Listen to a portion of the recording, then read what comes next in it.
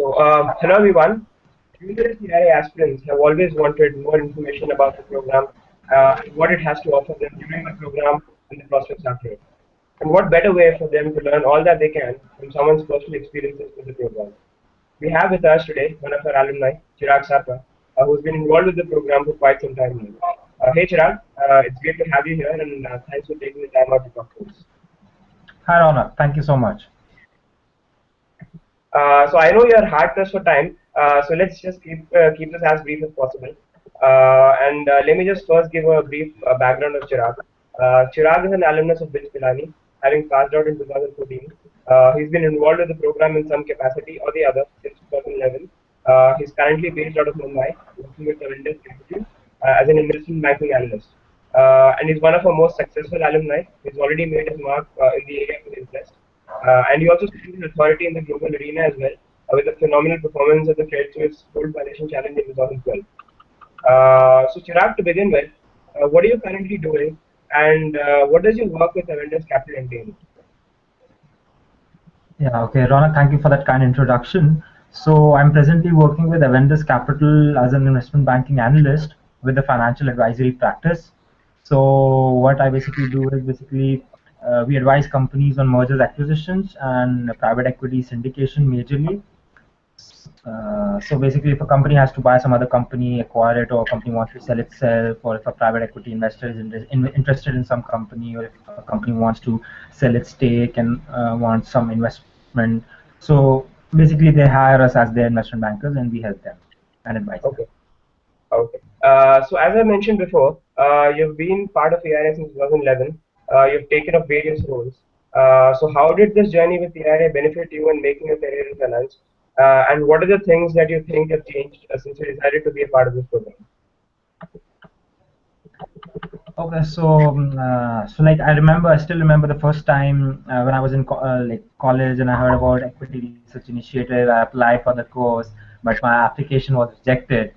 So, but again, the very next year I applied again and I got selected. Fortunately, so I was a student and earlier. Then from a student, I became a mentor. From a mentor, a campus director. Now I'm like I try to take out time and help students out with their queries and doubts. So I mean, it's been a pretty good journey and has been a very good learning experience. And I mean, it gave me that opportunity to, like, being from an engineering background, you don't have access or to those courses, or your courses your courses don't have that many finance electives or courses or whatever. So I mean, it was a good opportunity to learn about finance, what exactly you're supposed to do, and you actually do get that hands-on experience of working on a real company, making a real equity research report. So these things basically help you build that acumen, uh, and also give you a better picture of what finance is, what you will be required to do when you later on take up a job in this field. So yeah, all this I mean, it made it a very good learning experience. And then those chat sessions that we've had every weekend with, be it with an investment banking analyst or a risk analyst or equity research analyst or a person from a private equity firm. So they basically give you those their they tell you their story, what they do, so you get a much better picture of what exactly you will be doing if you want to get into investment banking or if you want to get into equity research. So it's been good from a networking aspect as well. You connect with them, you can later on approach them with your doubts, your questions, and they do definitely they help you out. So yeah, so be it networking, be it learning about finance, applying those concepts, hands-on experience. I mean, these are the things that I think, I mean, they're like one of the key USPs of this program. So it is absolutely amazing to know how much things have changed for you. Like you said, from being rejected for being part of ERI to you becoming an investment banker. Also, it's great to know that ERI plays such a major role in your being successful in the World Valuation Challenge. So this brings me to my next question. What do you think are the USPs of the ERI program? Like I just mentioned, I mean, one of the major USPs of this program is basically you are practically applying all the concepts that you might learn if you do a theoretical course in finance. So there you get all those growth rates and discount rates, and they give you all those.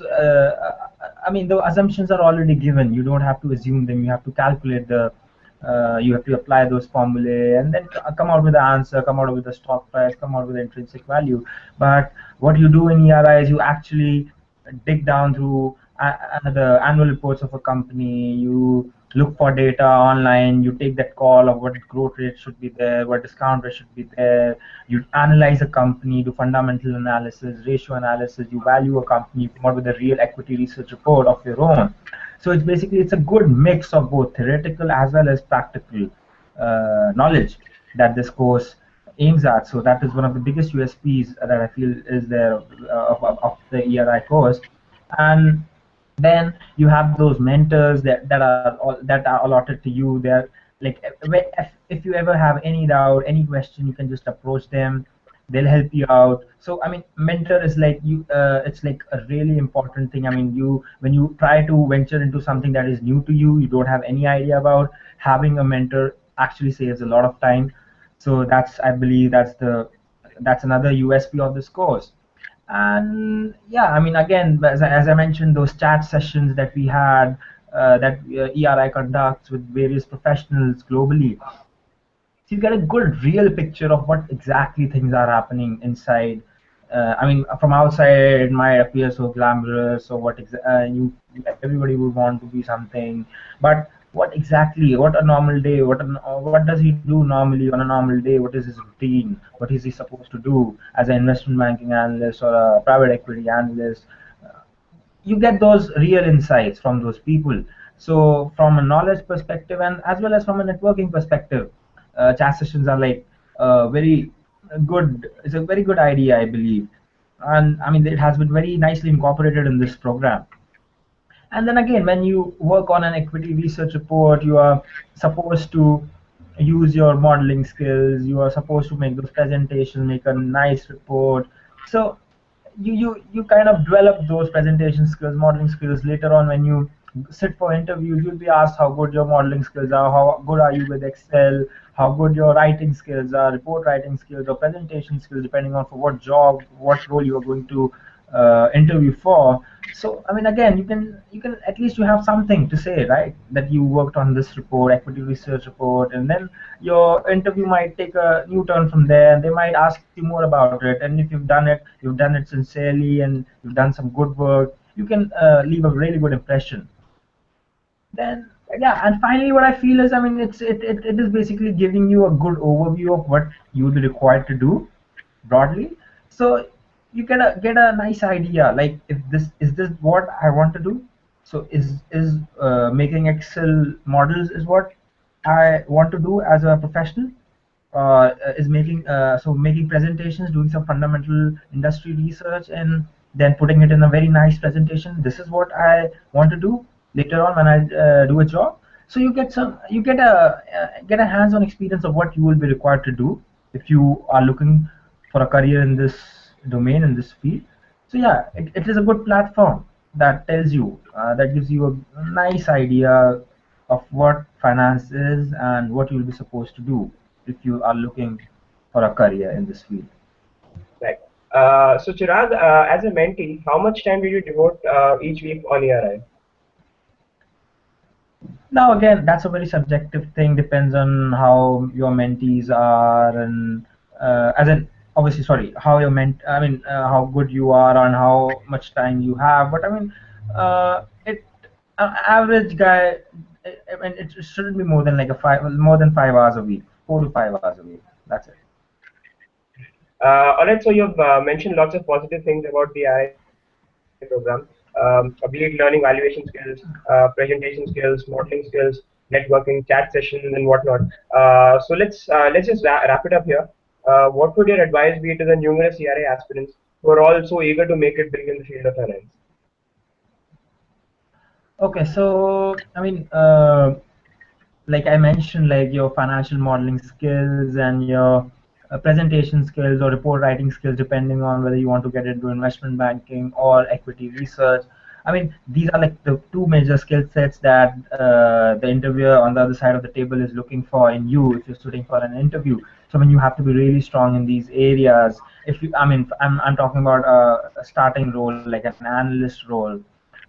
So, I mean, you need to have like very good Excel modeling skills. You need, because you're like, for example, if you take equity research, you will be spending around 60 to 70% time with Excel modeling, and you need to have like very good presentation skills. People generally think that, I mean, you've done research, you've come out with values, you've done the number crunching and data crunching. Now, doesn't matter how you put it up on a slide, but that is very, very important, and that's what I've realized being in the job now, that how much importance your seniors and your bosses give to this thing. Like when you go and present a slide or a presentation to the client or make a pitch, I mean, it's really, really important. Like a full stop and commas are exactly where they're required.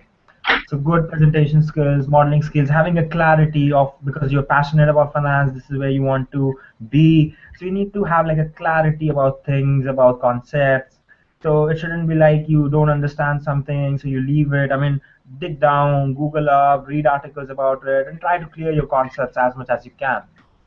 And that's where I believe like ERI is a good chance, is a good opportunity, where you, at least in being in college, being in an engineering college or some other college, I mean, you don't have finance is not a major, doesn't make a major chunk of your curriculum, but you're getting a good opportunity to develop these skill sets.